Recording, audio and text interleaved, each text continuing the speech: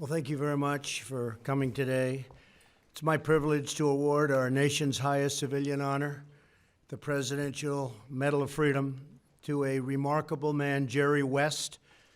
Jerry, I'd like to congratulate you on this tremendous achievement, and congratulations to your family.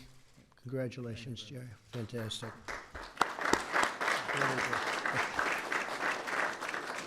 We're delighted to be joined by Jerry's wife, Karen, and their wonderful family. And thank you very much, everybody. Well, look at that family, huh?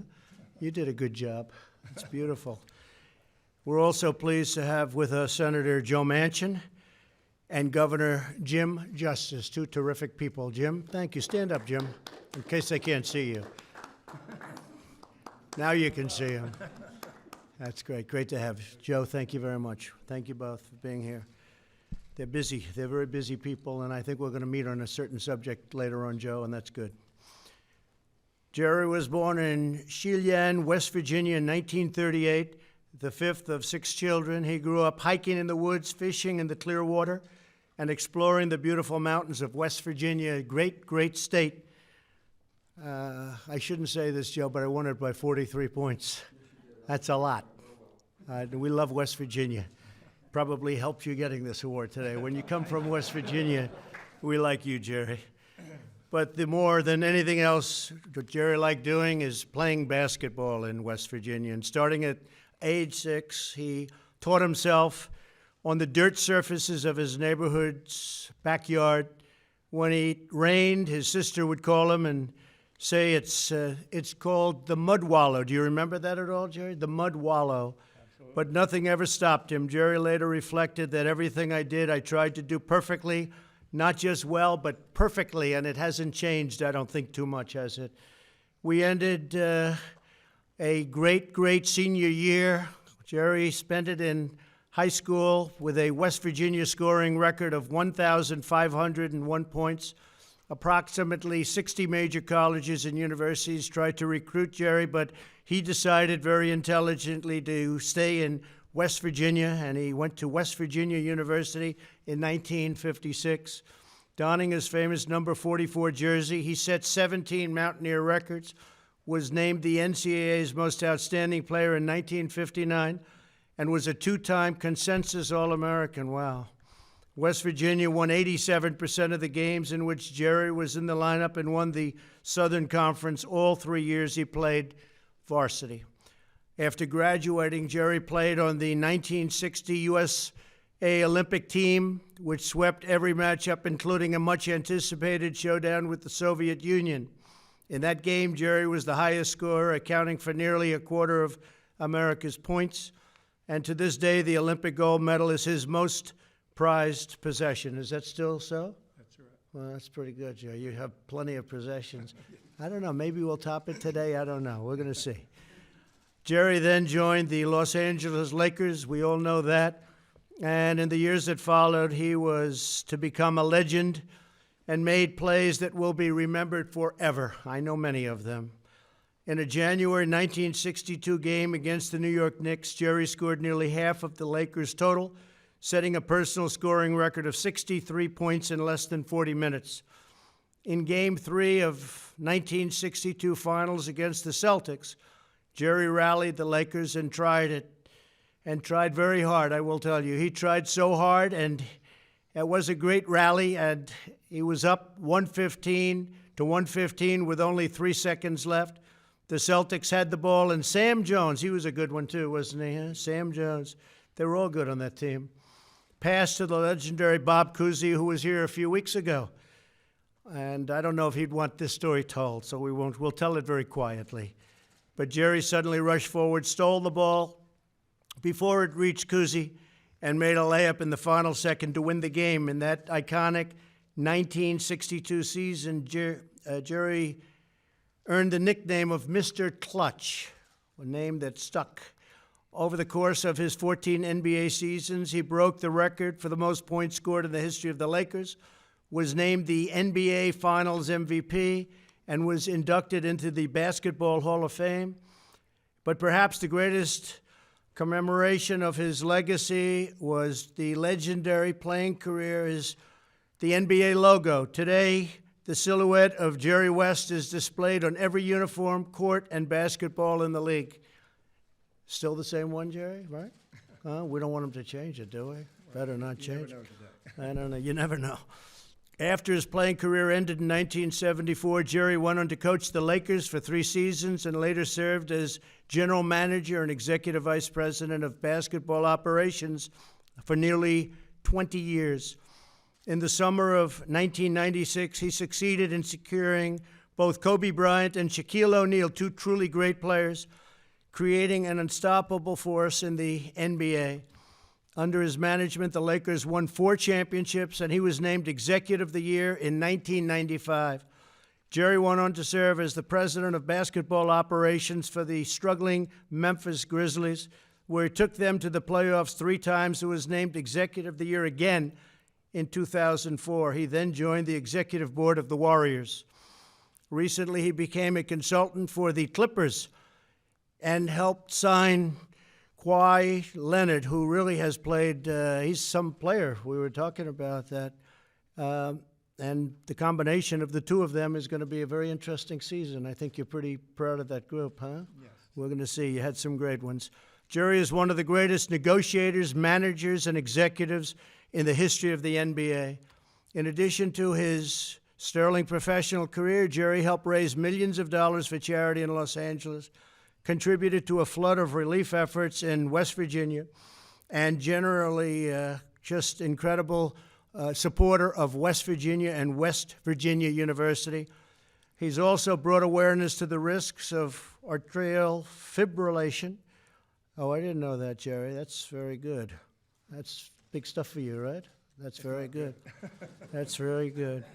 And is a passionate supporter of our nation's veterans. Jerry works harder than just about anybody I can imagine helping our nation's veterans. Jerry West is one extraordinary American, and I'd now like to ask the military aide to come forward and present Jerry Allen West with the Presidential Medal of Freedom. This is so richly deserved. Thank you very much. Thank you, Jerry. Congratulations.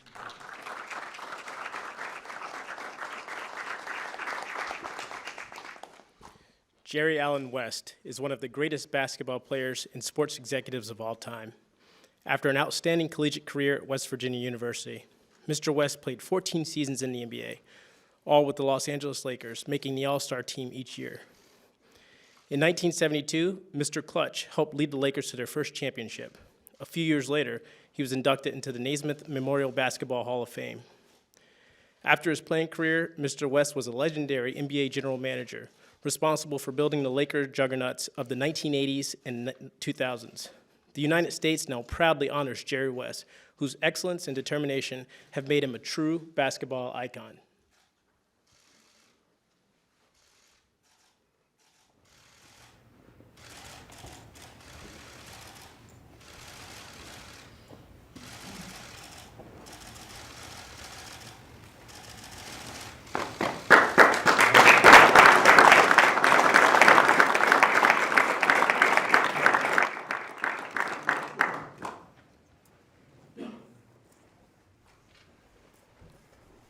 First of all, thank you, Mr. President.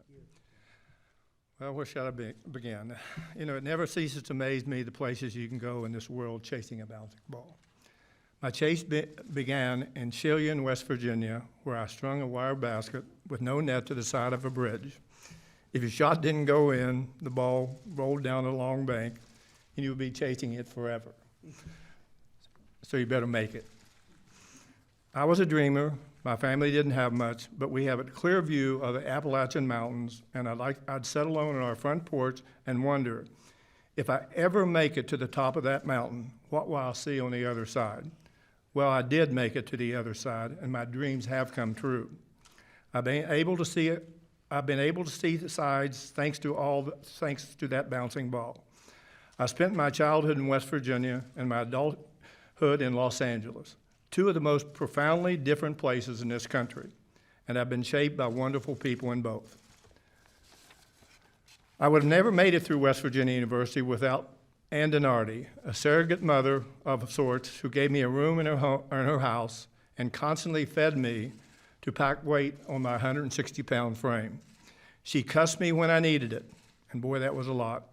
Like the time I fled back home before my freshman year, personally convinced that I did not belong in college, and hugged me when I needed it, which was probably at the same time. Ann was strong, sassy, Italian, not so much different than another incredible woman that I eventually met in Los Angeles and married. Thank you, Karen, for accompanying me and tolerating me on this long, rich American journey. I've experienced a country at war, a country at peace, a time when we huddled around the radio with terrible reception to hear President Roosevelt's weekly addresses, to a time when we read on our cell phone President Trump's instantaneous tweets. You're pretty good at that, by the way. I suffered excruciating losses both personally and professionally. I'm not going to say how many NBA final losses, those damn Celtics, and exhilarating victories. But the one I cherish most was with a group of fellow amateurs at the 1960 Olympics as I stood on the gold medal stand in Rome next to my friend and soon-to-be adversary, Oscar Robertson.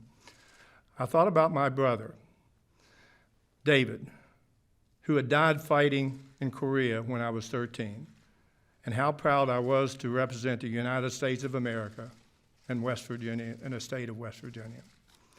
I tried in my life to do for others what David did for me: lead, protect, and assist whenever possible. The David West and Willie Akers Academic Center at West Virginia University is a place where I hope young men and women in my home state can also dream about the top of the mountain and take the first steps toward realizing those dreams. I am surrounded here today by my wonderful family, although my sister Hannah and Barbara are not able to make this trip. I've been blessed with 5 remarkable sons: David, Michael, Mark, Ryan, and Johnny. I've been privileged to work for 4 fantastic basketball franchises: the Los Angeles Lakers, where I celebrated the most memorable triumphs, where I mourned the most painful setbacks, and partnered with a true visionary, Jerry Buss, who changed the landscape of professional sports. Michael Heisley, the Memphis Grizzlies, gave me an opportunity to rebuild a franchise looking for its way. The Golden State Warriors, where I witnessed some of the most beautiful basketball ever played, alongside a most unique and successful ownership group. And now the LA Clippers. I work with an incredible and an inspirational leader, Steve Ballmer. And maybe I'm being prejudiced, but the best staff that I've ever known. I've had many great coaches and teammates that I will never forget. As a player, I was flanked by the great Elgin Baylor, the most supportive and the greatest player of that era. And later, the great Wilt Chamberlain. As an executive, I've been just as fortunate. I have been involved with truly incredible groups of the greatest players who have ever played this game: Kareem, Worthy, Magic, Shaquille, Kobe with the Lakers, Steph, Clay, Kevin at the Golden State Warriors, and now Kawhi Leonard and Paul George with the Clippers. I marvel at them, at the joy they brought basketball fans all over the world. The bouncing ball brought me there and here. When Karen first read on the internet that I was going to receive the Presidential Medal of Freedom, we were both shocked and surprised and amused. I thought it was a joke. When West Virginia Senator Joe Manchin confirmed the honor, I'm sure he had a big part in the selection. Thank you, Joe, for being here today. And also my friend, the Governor of West Virginia, Jim Justice. I appreciate you here today also, Jim. I looked at the list of other honorees and was inspired by the names of some on that page: Warren Buffett and Bill Gates, philanthropic champions; Nelson Mandela, Martin Luther King, Cesar Chavez, Simon Wiesenthal, and Desmond Tutu, legendary leaders; Muhammad Ali, Bill Russell, Kareem Abdul-Jabbar, athlete activist. Michael Jordan, Tiger Woods, Stevie Wonder, excellence personified. John Wooden, Frank Robinson, Arnold Palmer, and Vin Scully. Friends I try to emulate. I swear my name is going to look like a misprint on this list. Mr. President, thank you for including me on this incredible group of people. Thank you.